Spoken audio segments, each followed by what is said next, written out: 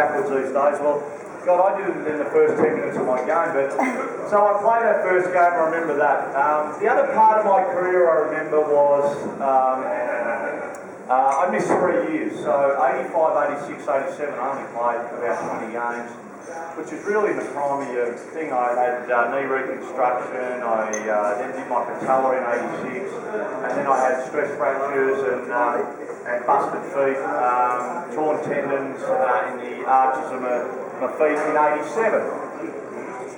So I didn't play a lot of football on the retires list. They tried to sell me, all that sort of stuff. I trained in North Melbourne, and as it turned out, I got myself right, got my body right, and then 88, took off again, started playing in the centre, came back, and then, from there, we won the flag in 90. So I remember that period of my life, my football life, because, the thing I love most nearly got taken away from me. Then I played 1990, and I spoke about that because people constantly relive it, so I remember it.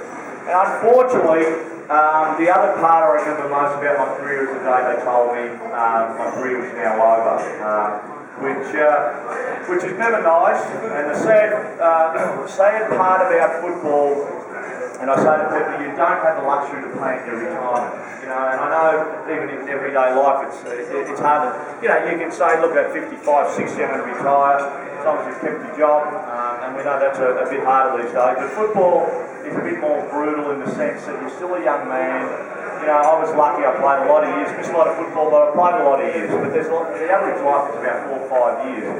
And so, for me, I've never been able to replace the adrenaline rush football gave me. It's, people will climb mountains and jump out of planes and, whatever to get that rush.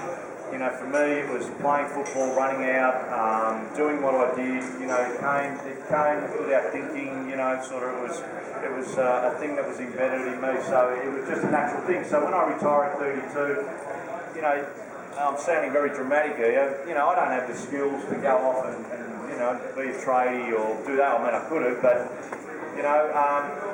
you really do lose yourself a little bit because it is a bit confusing. You've done something, been at training, X amount of time goes into it, and that's all you know. And I remember that day when Lee Matthews picked up the phone and he rang me, and you know what, you don't get the red carpet, you don't get the band playing, there's no huge send-off.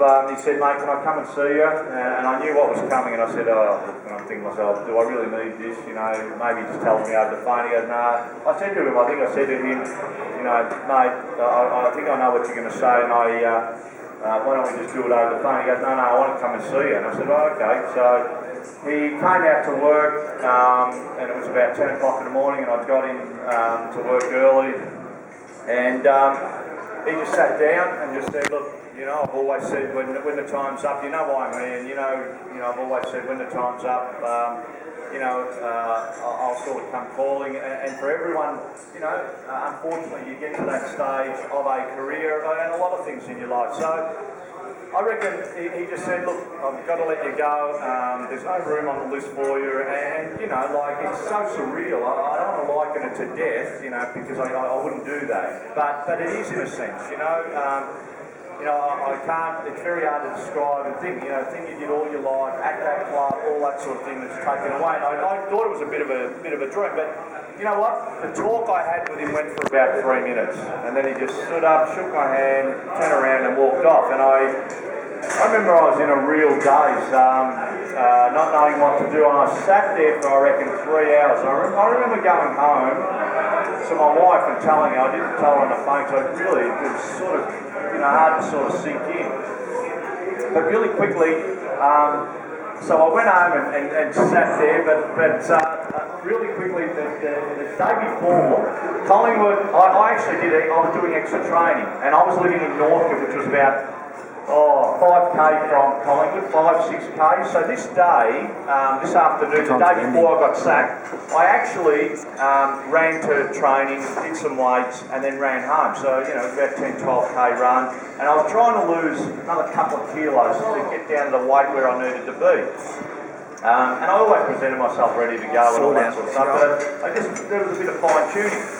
And I remember this Tuesday night, I did that, came home, and I walked into the house, and my wife So I was trying to lose a couple of kilos, I did this extra work. She bought fish and chips for the night.